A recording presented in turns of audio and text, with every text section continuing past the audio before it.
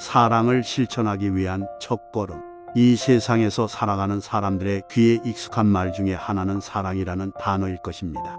대중가요를 들어보아도 남녀의 사랑을 노래하는 내용이 많고, 소설이나 영화, 드라마에서도 가장 많이 다루어지는 테마가 사랑입니다.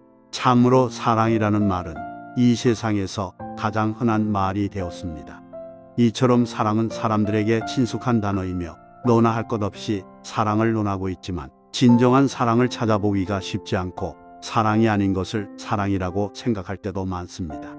마치 홍수가 나면 온 천지가 물로 덮여 물바다가 되지만 정작 마실 물이 귀한 것과 같습니다. 1962년 당시 한국 최고의 톱스타 C와 K 두 사람이 간통협의로 구속이 되었는데, 여배우 K는 상대 아내에게 그 당시 대한민국 최고의 위자료를 주고 사건을 해결합니다. 그런데 여배우 K는 결혼하여 딸까지 낳았지만 재혼한 남편 C가 여러 차례 영화 흥행에 실패하자 사랑하기 때문에 헤어진다는 이해할 수 없는 말을 남기고 헤어지자 그 말이 장안의 화제가 되기도 했습니다. 왜 진실한 사랑을 찾기가 어려울까요? 그것은 사람들이 사랑에 대하여 오해를 하고 있기 때문입니다. 그토록 사랑에 대해서 말을 많이 하고 많은 관심도 가지고 있지만, 자기가 사랑이라고 생각하는 그것이 사실은 진정한 사랑이 아닌 경우가 많습니다. 당신은 사랑받기 위해 태어난 사람은 1997년에 이민섭이 작사 작곡한 CCM 찬양 복음성가입니다. 이 곡은 초기에 일부 대한민국의 기독교 교회에서만 사용되었으나 폭발적인 인기로 대한민국 전체에서 사용되기 시작했고, 대한민국에서 가장 대표적인 축복송으로 사용되고 있습니다. 왜 이 노래가 인기가 있을까요? 자기 자신이 사랑받기를 원하는 마음 때문입니다. 하지만 진정한 사랑은 받는 것보다는 주는 것인데, 많은 사람은 주는 사랑보다는 받는 사랑에 더 관심이 많습니다.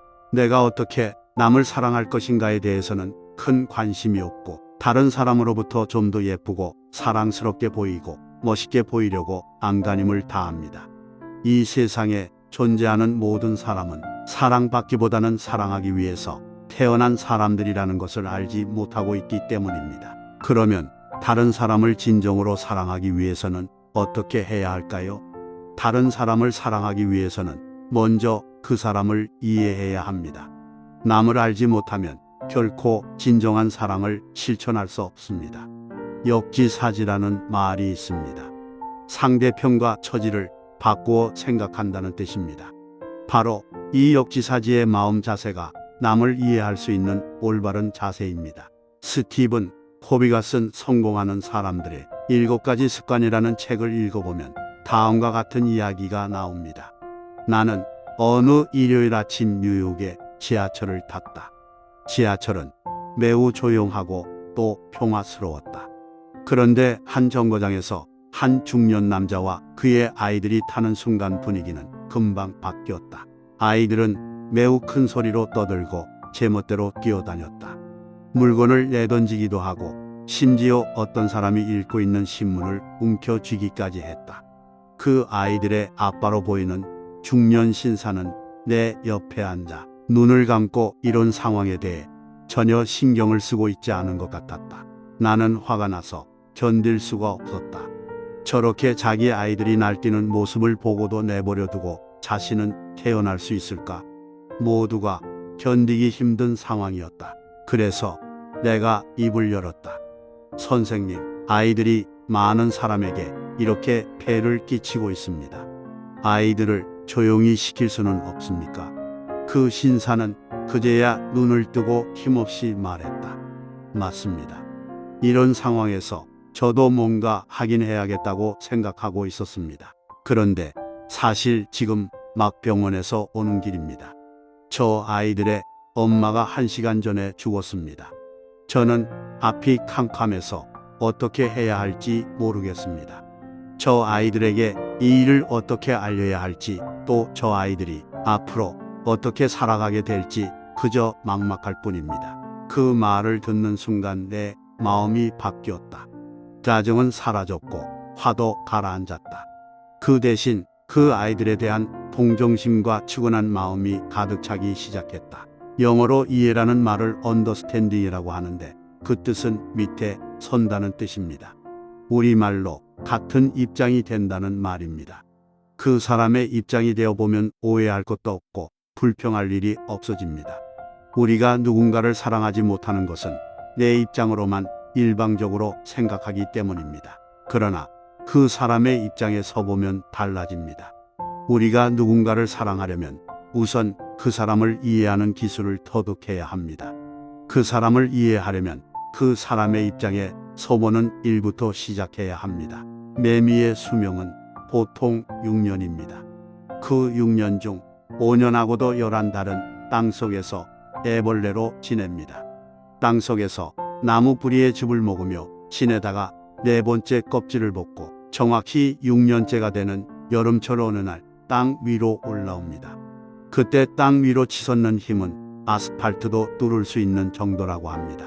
땅 위로 나온 후 나무의 등거를 타고 오르다가 5번째 허물을 벗으면 비로소 매미가 됩니다.